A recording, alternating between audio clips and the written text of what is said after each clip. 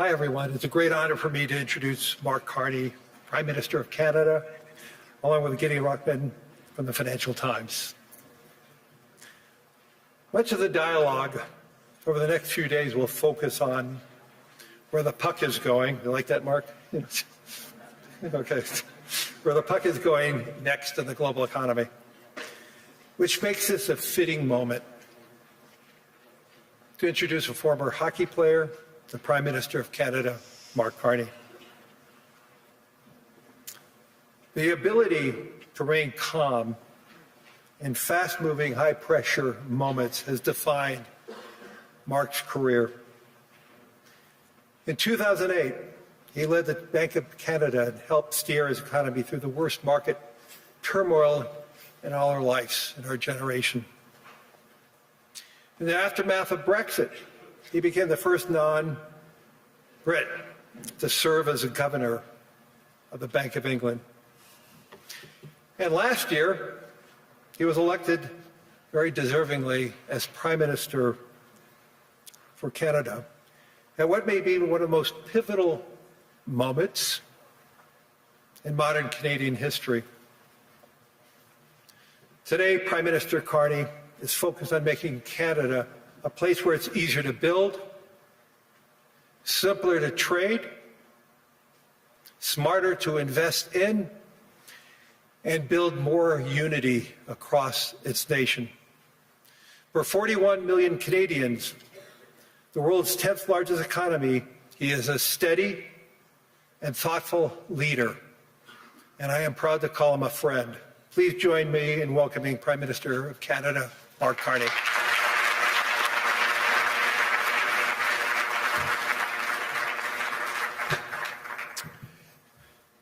Thank you very much, Larry. I'm going to start in French, and then I'll switch back to English. Merci, Larry. Thank you, Larry. C'est un plaisir. It is both a pleasure et un devoir and a duty d'être parmi vous to be with you en tonight ce point in this pour le Canada pivotal et pour le moment monde. that Canada and the world go Et je through. parlerai aujourd'hui de la Today I rupture will de talk l'ordre about the mondial, rupture in the world de order, la fin the d'une end fiction of agréable a et pleasant du fiction début and the beginning d'une réalité of a brutale. harsh Où la reality, géopolitique where des grandes geopolitics, puissances where n'est the soumise à large aucune main power contrainte. geopolitics is submitted to no Mais je vous limits, no soumets, constraints. par ailleurs, que les autres On the other pays, hand, I would like to en particulier tell les you that the other puissances countries, moyennes comme le especially Canada, ne sont intermediate pas powers like impuissants. Canada, are not powerless. Ils possèdent la capacité de They construire have une the nouvelle capacity ordre to qui build a new intègre order nos that valeurs, encompasses our comme values, le respect des droits such as humains, respect for human le rights, développement sustainable durable, la development, solidarité, la souveraineté sovereignty, et l'intégrité and territorial territoriale des integrity États. of the various states. La puissance des moins The puissants power of the less power commence par l'honnêteté. with honesty. It seems that every day we're reminded that we live in an era of great power rivalry, that the rules-based order is fading, that the strong can do what they can and the weak must suffer what they must. And this aphorism of Thucydides is presented as inevitable, as the natural logic of international relations reasserting itself. And faced with this logic, there is a strong tendency for countries to go along to get along, to accommodate, to avoid trouble, to hope that compliance will buy safety. Well, it won't. So what are our options? In 1978, the Czech dissident Václav Havel, later president, wrote an essay called The Power of the Powerless. And in it, he asked a simple question: how did the communist system sustain itself? And his answer began with a greengrocer. Every morning, this shopkeeper places a sign in his window: "Workers of the world unite." He doesn't believe it. No one does. But he places a sign anyway to avoid trouble, to signal compliance, to get along. And because every shopkeeper on every street does the same, the system persists. Not through violence alone, but through the participation of ordinary people in rituals they privately know to be false. Havel called this living within a lie. The system's power comes not from its truth, but from everyone's willingness to perform as if it were true. And its fragility comes from the same source. When even one person stops performing, when the greengrocer removes his sign, the illusion begins to crack. Friends, it is time for companies and countries to take their signs down. For decades,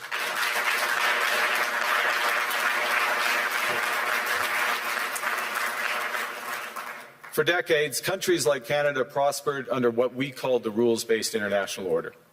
We joined its institutions, we praised its principles, we benefited from its predictability. And because of that, we could pursue values-based foreign policies under its protection. We knew the story of the international rules-based order was partially false, that the strongest would exempt themselves when convenient, that trade rules were enforced asymmetrically. And we knew that international law applied with varying rigor depending on the identity of the accused or the victim. This fiction was useful, and American hegemony in particular helped provide public goods, open sea lanes, a stable financial system, collective security, and support for frameworks for resolving disputes. So we placed the sign in the window. We participated in the rituals, and we largely avoided calling out the gaps between rhetoric and reality. This bargain no longer works. Let me be direct. We are in the midst of a rupture, not a transition. Over the past 2 decades, a series of crises in finance, health, energy, and geopolitics have laid bare the risks of extreme global integration. But more recently, great powers have begun using economic integration as weapons. Tariffs as leverage, financial infrastructure as coercion, supply chains as vulnerabilities to be exploited. You cannot live within the lie of mutual benefit through integration when integration becomes the source of your subordination. The multilateral institutions on which the middle powers have relied, the WTO, the UN, the COP, the architecture, the very architecture of collective problem solving are under threat. And as a result, many countries are drawing the same conclusions, that they must develop greater strategic autonomy in energy, food, critical minerals, in finance and supply chains. And this impulse is understandable. A country that can't feed itself, fuel itself, or defend itself has few options. When the rules no longer protect you, you must protect yourself. But let's be clear-eyed about where this leads. A world of fortresses will be poorer, more fragile, and less sustainable. And there's another truth. If great powers abandon even the pretense of rules and values for the unhindered pursuit of their power and interests, the gains from transactionalism will become harder to replicate. Hegemons cannot continually monetize their relationships. Allies will diversify to hedge against uncertainty. They'll buy insurance, increase options in order to rebuild sovereignty. Sovereignty that was once grounded in rules but will increasingly be anchored in the ability to withstand pressure. This room knows this is classic risk management. Risk management comes at a price.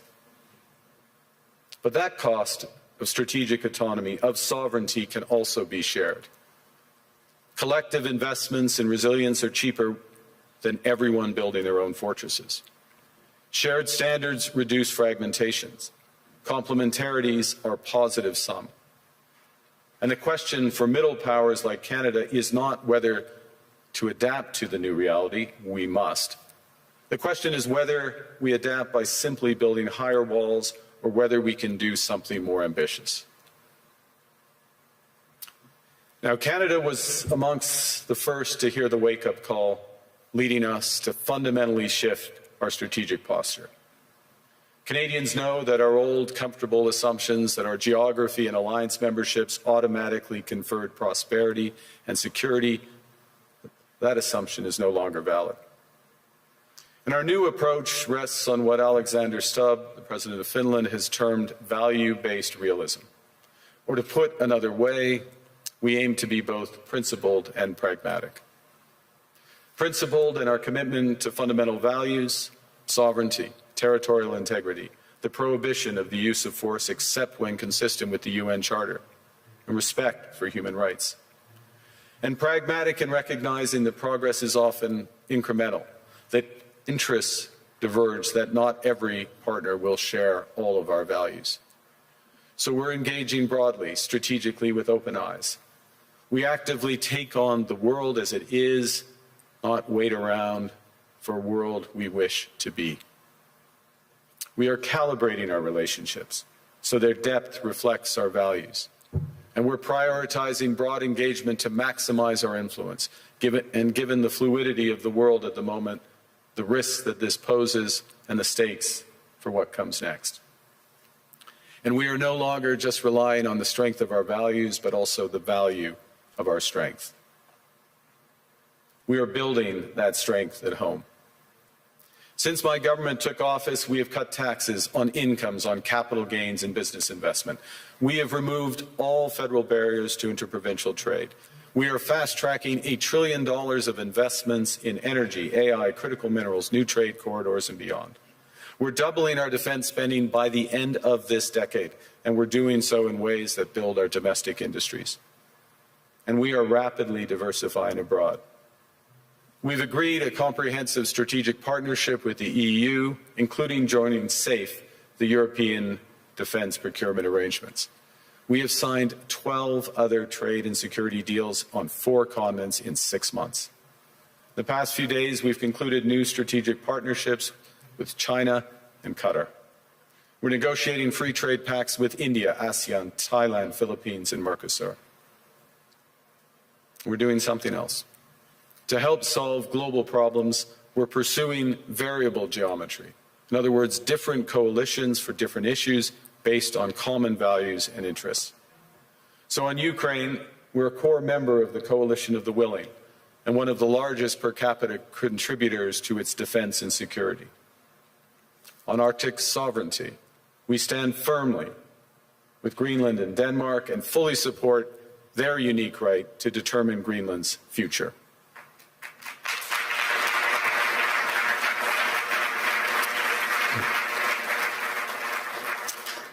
Our commitment to NATO's Article 5 is unwavering. So we're working with our NATO allies, including the Nordic-Baltic 8, to further secure the alliance's northern and western flanks, including through Canada's unprecedented investments in over-the-horizon radar, in submarines, in aircraft, and boots on the ground, boots on the ice. Canada strongly opposes tariffs over Greenland and calls for focused talks to achieve our shared objectives of security and prosperity in the Arctic. On plurilateral trade, we're championing efforts to build a bridge between the Trans-Pacific Partnership and the European Union, which would create a new trading bloc of 1.5 billion people. On critical minerals, we're forming buyers' clubs anchored in the G7 so that the world can diversify away from concentrated supply. And on AI, we're cooperating with like-minded democracies to ensure that we won't ultimately be forced to choose between hegemons and hyperscalers. This is not naive multilateralism, nor is it relying on their institutions. It's building coalitions that work, issues by issue, with partners who share enough common ground to act together. In some cases, this will be the vast majority of nations. What it's doing is creating a dense web of connections across trade, investment, culture, on which we can draw for future challenges and opportunities. I argue the middle powers must act together because if we're not at the table, we're on the menu. But I'd also say that great powers Great powers can afford for now to go it alone. They have the market size, the military capacity, and the leverage to dictate terms. Middle powers do not. But when we only negotiate bilaterally with a hegemon, we negotiate from weakness. We accept what's offered. We compete with each other to be the most accommodating. This is not sovereignty. It's the performance of sovereignty while accepting subordination. In a world of great power rivalry, the countries in between have a choice: compete with each other for favor, or to combine to create a third path with impact. We shouldn't allow the rise of hard power to blind us to the fact that the power of legitimacy, integrity, and rules will remain strong if we choose to wield them together. Which brings me back to Havel. What does it mean for middle powers to live the truth? Well, first, it means naming reality. Stop invoking rules-based international order as though it still functions as advertised. Call it what it is: a system of intensifying great power rivalry where the most powerful pursue their interests using economic integration as coercion. It means acting consistently, applying the same standards to allies and rivals. When middle powers criticize economic intimidation from one direction but stay silent when it comes from another, we are keeping the sign in the window. It means building what we claim to believe in. Rather than waiting for the old order to be restored, it means creating institutions and agreements that function as described. And it means reducing the leverage that enables coercion. That's building a strong domestic economy. It should be every government's immediate priority. And diversification internationally is not just economic prudence, it's a material foundation for honest foreign policy, because countries earn the right to principled stands by reducing their vulnerability to retaliation. So Canada. Canada has what the world wants. We are an energy superpower. We hold vast reserves of critical minerals. We have the most educated population in the world. Our pension funds are amongst the world's largest and most sophisticated investors. In other words, we have capital, talent. We also have a government with immense fiscal capacity to act decisively. And we have the values to which many others aspire. Canada is a pluralistic society that works. Our public square is loud, diverse, and free. Canadians remain committed to sustainability. We are a stable and reliable partner in a world that is anything but. A partner that builds and values relationships for the long term. And we have something else. We have a recognition of what's happening and a determination to act accordingly. We understand that this rupture calls for more than adaptation. It calls for honesty about the world as it is. We are taking the sign out of the window. We know the old order is not coming back. We shouldn't mourn it. Nostalgia is not a strategy. But we believe that from the fracture, we can build something bigger, better, stronger, more just. This is the task of the middle powers. The countries that have the most to lose from a world of fortresses and a most to gain from genuine cooperation. The powerful have their power. But we have something too. The capacity to stop pretending, to name reality, to build our strength at home, and to act together. That is Canada's path. We choose it openly and confidently, and it is a path wide open to any country willing to take it with us. Thank you very much.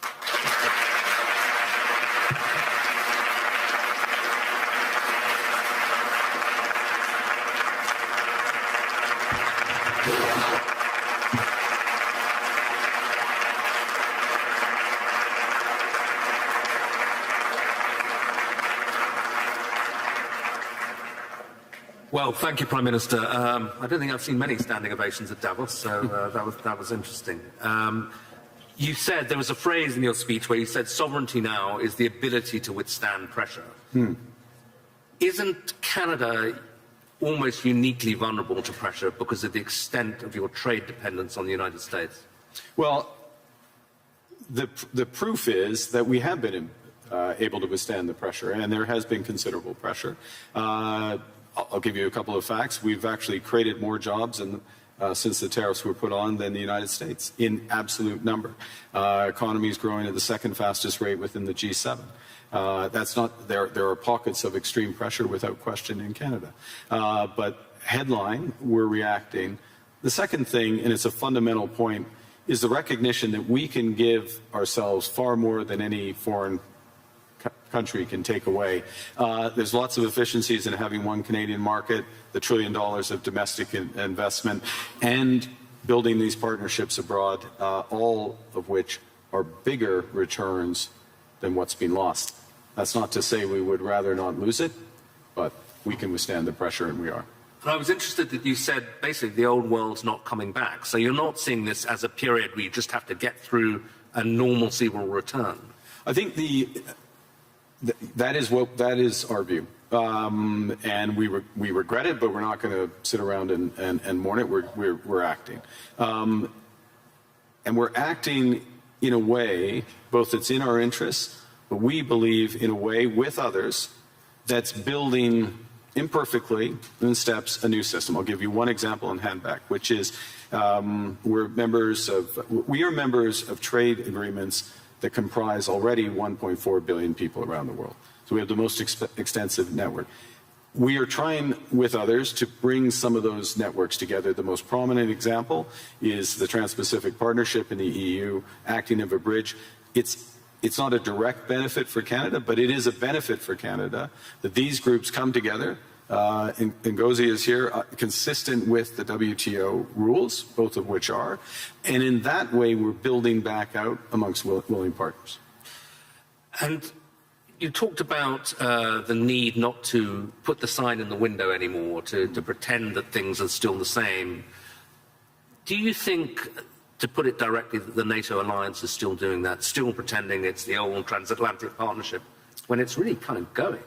Well, I think clearly NATO is experiencing a test right now, and the first response to that test has to be to respond in a way that ensures the security of the Arctic in a robust way for all possibilities.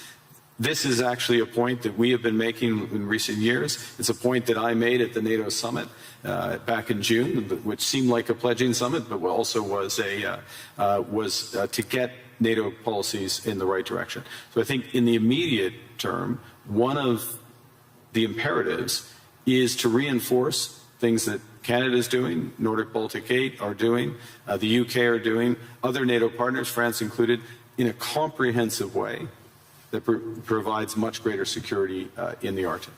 This is the test, and so I wouldn't say the NATO sign stays in the window, but we've got to meet the moment of that. You also, a big theme of your speech was the need for middle powers to work together. Yeah. But you've just been to the other great power, to China. And I think people are very intrigued by seeing that meeting.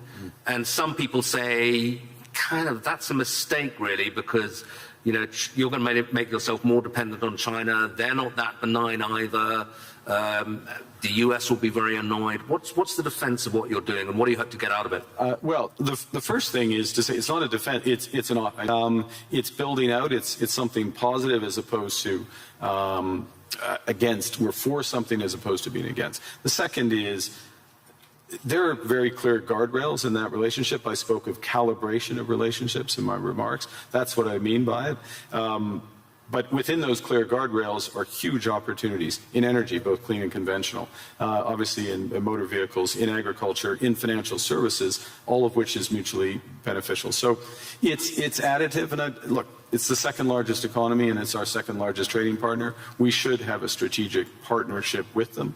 Within those guardrails, and that's what we've achieved. And it is an interesting reversal, though, because I think certainly during the Biden administration, there was this sense that the Western world was trying to decouple from China, or de-risk at least, yeah.